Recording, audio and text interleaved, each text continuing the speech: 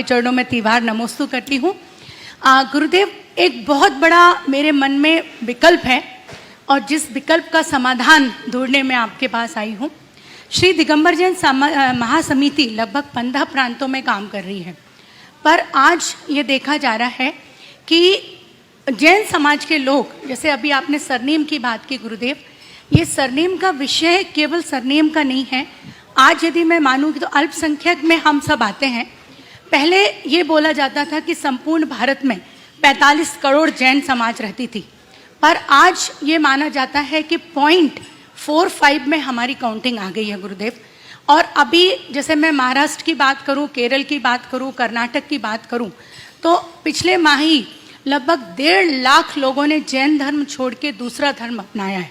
वैसे ही गुरुदेव हम अल्पसंख्यक हैं, और यदि जैसे आपने संथारा में एक प्रयास किया था, एक अलग जगाई थी, तो हम सब ने मिलके पूरे भारत में एक अलग चला दी थी और हम संथारा को जीत गए थे।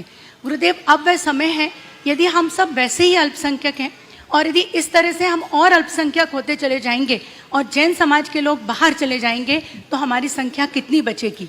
दूसरी बात, यदि हम दूसरा पहलू देखने की कोशिश करते हैं, तो दूसरा पहलू यह है कि यदि कोई नियम लेके जैन बन जाता है और वो जैन समाज अपने आगे लिखाना चाहता है, तो हमारे समाज में ऐसा कोई प्रावधान ही नहीं है कि हम उनको जैन की सुकृति दें।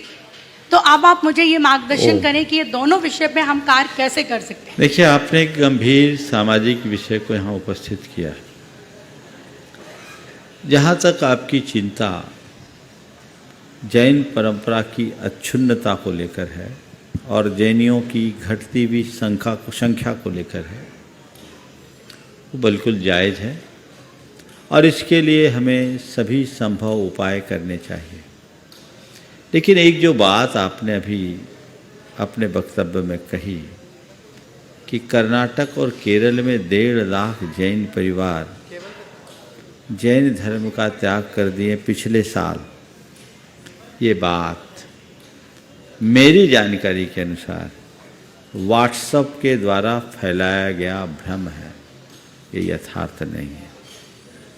हमें पहले इसकी सत्यता को पहचानना चाहिए और तभी इस तरह की बातों को सार्वजनिक रूप से रखना चाहिए। चूँकि आप एक जैन समाज की प्रतिष्ठित संस्था की जिम्मेदार पदाधिकारी हो, इसलिए आपके द्वारा, और वो भी शंका समाधान के मंच पर, इस बात को रखना बड़ा मायना रखता है। गुरुदेव, उन सब की लिस्ट भी है। बिल्कुल, मैं चाहूँगा तो ये बात केवल व्हाट्सएप पे नहीं है, हमारे पास ये बात पर्सनल भी आई है। मैं बताता हूँ। ये चीज़ें मेरे पास पहले भी खबर आई थी और कर्नाटक को लेकर आई थी, मैंने उसका पता लगाया था। तो मुझे जो जानकारी मिली, हालांकि ये इस मंच का विषय नहीं है, मुझे जानकारी मिली ये बात यथार्थ नहीं है। जहाँ तक केरल में जैनों की संख्या का सवाल है, केरल में एक लंबे अंतर से जैनों का लगभग अभाव जैसा रहा है। केरल के स्थानीय जैन लोग आज जैन नहीं रहे, पहले कभी रहे। पर यह बात सच है कि जैनियों का कन्वर्जन बहुत तेजी से हुआ है और ये एक दिन में नहीं हुआ, ये कई शताब्दियों में हुआ। हमें उसे रोकना चाहिए। पर जो बात आपने अभी कही वो बहुत गंभीर और खटकने वाली है, इसकी पड़ताल अभी और होनी चाहिए। और जब तक पूरे तथ्यात्मक बात मुझ तक अवगत नहीं होगी, तब तक मैं इस विषय में अपनी ओर से कोई सहमति नहीं दे पाऊंगा। जहाँ तक है समाज के संख्या का, हमें समाज की संख्या के प्रति जागरूक होना चाहिए और इस विषय में 4 स्तर पर कार्य करना जरूरी है। सबसे पहला काम, जो जैन हैं उनके हृदय में जैनत्व के प्रति दृढ़ता होनी चाहिए। उसे हम उत्पन्न करें ताकि वे खुद पक्के हों और आने वाली संतति को वो संस्कार दे सके। ये विडंबना है कि हमारे कतिपय जैन आधुनिकता के नाम पर अपने आप को मॉडर्न जैन कहते हुए जैनत्व विरोधी आचरण में गर्व का अनुभव करते हैं और इस तरह के कृत्यों में किसी भी प्रकार की प्राथमिकता नहीं रखते, तो वहाँ बहुत सारी चीज़ें गड़बड़ हो जाती हैं। तो एक तो ये होना चाहिए कि हम हर व्यक्ति के अंदर जैनत्व के गौरव का बोध कराएं। दूसरी बात, आज हम जिन कारणों से हमारे कतिपय लोग जैन धर्म से विमुख हो रहे हैं, उन कारणों का निवारण करें। और कुछ चीज़ें जिसमें हमारी कट्टरपंथी मानसिकता भी एक बड़ा कारण है। हमारे समाज के बहुत सारी जातियां आज विलुप्त हुई। एक ज़माने में जैनियों की 84 जातियां हुआ करती थी। आप सबको सुनकर के आश्चर्य होगा, गांधी जी जिस जाति में उत्पन्न हुए थे वो मोड़ बनियों की जाति थी, और मोड़ बनियों की जाति में एक ज़माने में बहुसंख्यक लोग जैन हुआ करते थे। वो अब सब वैष्णव हो गए। तो ऐसे हमारी कई जातियां जो जैन से अजैन हुई है, हमें चाहिए कि उन तक हम संपर्क बढ़ाएं और उन्हें वापस जैनत्व का बोध कराकर जैन की मूल धारा से जोड़ने की कोशिश करें। हम लोगों की एक कमी है, कमी शब्द मुझे अच्छा नहीं लगता, हम लोगों की एक विशेषता है कि हम ये सब बातें मंचों पर खूब कर लेते हैं, बाद में प्रपंचों में उलझ जाते हैं। प्रैक्टिकली करें, हम जुड़े लोगों के पास जाएं, उन तक उनका इतिहास बताएं। भोपाल में एक परिवार ऐसा था और उनको मैंने इसी तरीके से जोड़ा, तो आज वो मोड़ बनिया के स्वरूप में होने के बाद भी जैन धर्म से जुड़े। तो ये एक बहुत अच्छी संभावना है। हमें उनके पूरे इतिहास का उन्हें बोध कराना चाहिए और ऐसे लोगों को अपने साथ मिलाना चाहिए। दक्षिण भारत में महाराष्ट्र में कासार जाति है, इधर सराग जाति है, ये और पूरे देश में बहुत सारी जातियां हैं, उनको हमें अपने साथ जोड़ने का प्रयास करना चाहिए। तीसरी बात, हमारे बीच जो आज इन सब चीज़ों को महत्व नहीं देते हैं और विवाह शादी आदि में चाहे जिसको अपना रहे हैं, उनके लिए भी हमें थोड़ा सावधान करना चाहिए कि एक बेटी के जाने से एक वंश जाता है, आगे की पूरी परिपाटी चली जाएगी। हमारी जिम्मेदारी है कि हम इसके लिए क्या करें। हमें उन बहनों का साथ लेना चाहिए जो किसी वजह से गैर जैन से विवाह की और आज दुखी है, जो आज कहती है, मेरे संपर्क में ऐसे सैकड़ों महिलाएं हैं जो अपने इस गलत निर्णय से आज भी दुखी है और वो कहती है कि हमने बहुत गलत किया।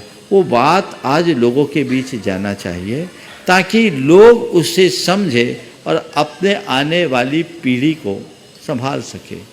चौथी बात, हमें जैन के प्रति, जैन धर्म के साथ लोगों को जोड़ने के लिए एक माहौल बनाना चाहिए और समाज के बीच एक ऐसी उदारता का वातावरण बनाना चाहिए ताकि यदि कोई व्यक्ति आचार और विचार के साथ जैन धर्म को अंगीकार करना चाहे तो समाज उसका स्वागत करे। अभी जब मैं राजस्थान में बिहार कर रहा था, चित्तौड़गढ़ के आसपास, वहाँ वीरवाल जैनी, वीरवाल जैनियों का इतिहास लगभग 100 साल पुराना है। वीरवाल एक जाति है। ये सब कौन थे? ये सब जायसवाल थे। और ये जायसवाल थे और एक स्थानकवासी साधु महाराज के प्रभाव में आकर इन सब ने जैन धर्म को अंगीकार किया और आज ये बहुत अच्छे से जैन धर्म का पालन करते हैं। ये एक बहुत अच्छी संभावना है और ये हमारे शास्त्रों में है। यदि आप जैन समाज के इतिहास को पलट कर देखेंगे तो जितनी भी जैन जातियां हैं सब लगभग कन्वर्टेड हैं, लेकिन आज हम लोगों ने अपनी कट्टरपंथी मानसिकता के कारण या कथित आर्ष मार्ग के नाम पर सारे रास्ते बंद कर दिए। इससे बहुत बड़ा नुकसान हुआ, समाज की क्षति हुई, हमारे अपने लोग ही हमसे दूर हो गए।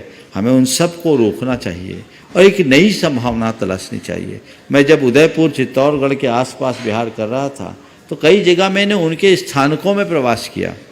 वहाँ उनके स्थानक में हमारा विश्राम हुआ, कहीं आहारचर्या हुई और बहुत अच्छे से वे पूरी तरह अहिंसा धर्म का पालन करते हैं।